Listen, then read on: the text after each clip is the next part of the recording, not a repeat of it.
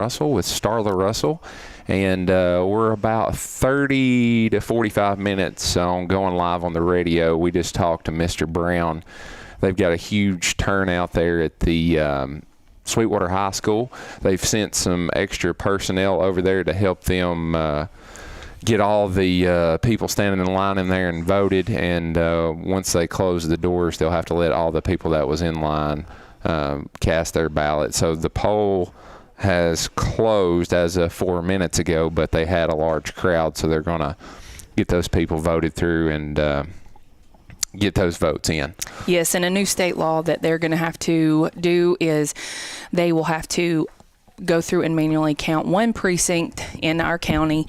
So the results will kind of come a little more delayed than what we are used to seeing. So we will be trying to keep you updated as much as we can. That's why we're going to delay a little bit going live on the radio, and we'll just keep you live. We'll just keep you updated here live on our Facebook page. Yep. So spread the word.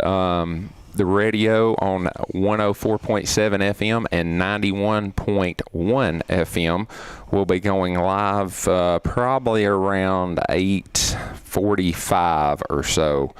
We've got a couple of things we're going to go over while we're waiting. I've got some information, and this makes sense about the new law that just went into place. Didn't know this. Tennessee is the #1 state in the nation for election integrity. That's been for the past couple of years. And some new things, just like Starla said about the they pick one random precinct to go through and do an audit. They run that through a different machine, is what Mr. Brown said on this pamphlet here about the election integrity for Tennessee. The voting machines are used off the internet, and it is a bipartisan county election commission that ensures everything is bipartisan as far as security and as well as the poll workers that help to ensure the security of the election all the way around. So we can go over the ballot on what is local stuff, national. We know Sure. the big race as far as Trump and Kamala, and but we've got a lot of local races going on as well. Yes, so we'll talk over just a little bit of the local Monroe County elections. So first up, for the city of Madisonville, we have the alderman position. You will vote for 3. On that, we have Rhonda Cooley, Horton Edward Dawson, Nancy Tyler Franklin, Richard Kirkland, and Deanna McClendon. So again, a big race there. You will vote for 3. 3 of those will be on the board for the city of Madisonville. Then you have the city recorder for the city of Madisonville. You will vote 1, Sherry Anderson, who is the incumbent there. So Sherry Anderson, we will gladly see her for another 4 years. I have to say that because she's my mother-in-law, so we better get Sherry. that right. Yeah. So then we have the sales tax referendum. So this is just a an ordinance that it would increase the city of Madisonville's sales tax rate from 2.25% to 2.75%, except for where the sales tax rate is limited or modified. So you're just going to vote for or against for that sales tax. For the town of Tellico, the mayor's race there, Marilyn F. Parker, you would vote for 1. So there, Marilyn Parker is going to continue her position there as mayor. And then for the alderperson for the town of Tellico Plains, you're also going to vote for 4, Courtney Millsaps Bookout, Shannon T. Harris, Cynthia McDaniel, Joyce A. McDaniel. So again, there in Tellico, you will keep 4 there on your alderman position. City recorder for the town of Tellico, you're going to vote for 1, Joe Cagle. So Joe Cagle will take that position as city recorder. The municipal election for the town of Von Orr, alderperson. Town of Von Orr, vote for 2, Robert Keenan, Timothy Wade Swafford, or Christy C. Windsor. So there again, you will vote for 2 there. And the last thing for the town of Vonore is a retail package stores referendum. And so for there, you would either vote to permit retail package stores to sell alcohol beverages in the town of Vonore, or you are not to permit the retail of the package stores to sell alcoholic beverages in the town of Vonore. Mr. Brown just come out here and give us another update. He's saying there's 4 more to vote at Sweetwater High School. 40. There's 40 more to vote at Sweetwater High School, Big and turnout. they cannot start the process until those 40 have voted. So because they're in line, they will be able to vote, even though the polls have technically closed. Those 40 are still in line, and they will be counted. That's why we're going to kind of be at a delay this evening. I do want to mention one thing while we have you online.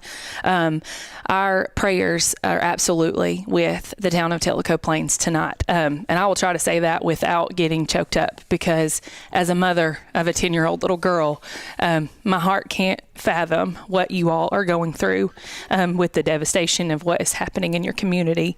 So please know that we are praying desperately for you all and for the young lady who is still in the hospital. They are doing many, many things in the community countywide to come and just be in support of these families. One thing is big for this Friday. All the schools are going to be going maroon for these support of these families. So I feel it would be wonderful if just us as a whole community could get behind these young ladies and their families and wear maroon on Friday to support them.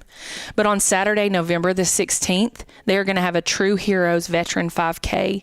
This 5K event will have an entry fee, and they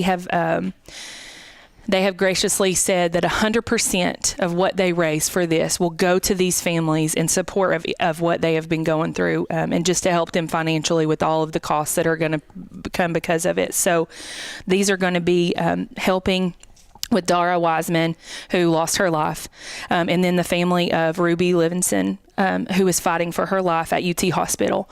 So please be with us in prayer for those 2 Tellico High School students, and just continue to, just keep them in your thoughts and prayers, but also really think about joining this 5K, or just joining and being able to help financially with these families. We would, I know they would greatly appreciate that. Definitely.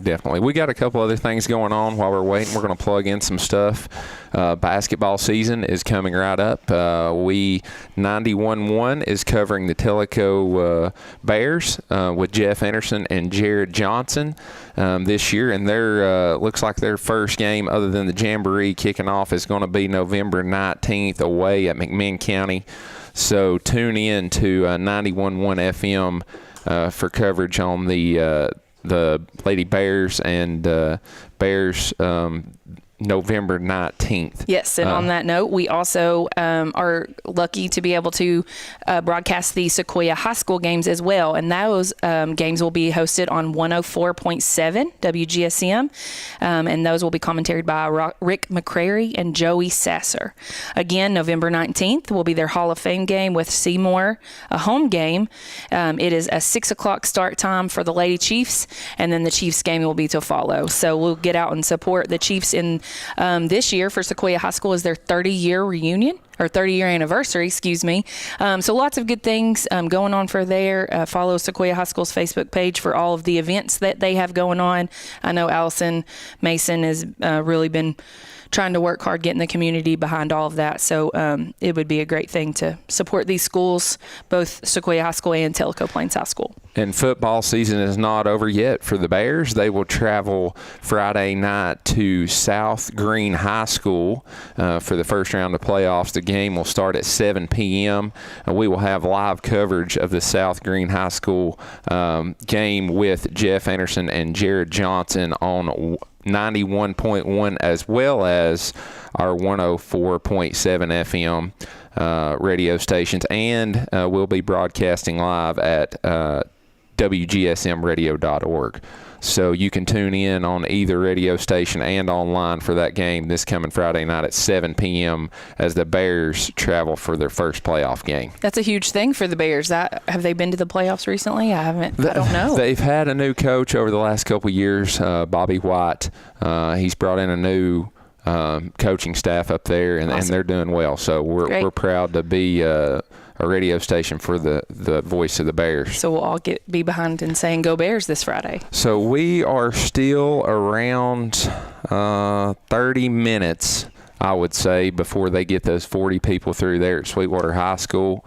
We're going to take a small break here, and we should be going live on the radio around then. So plan around 8:45, 9 o'clock, and we'll be back with you.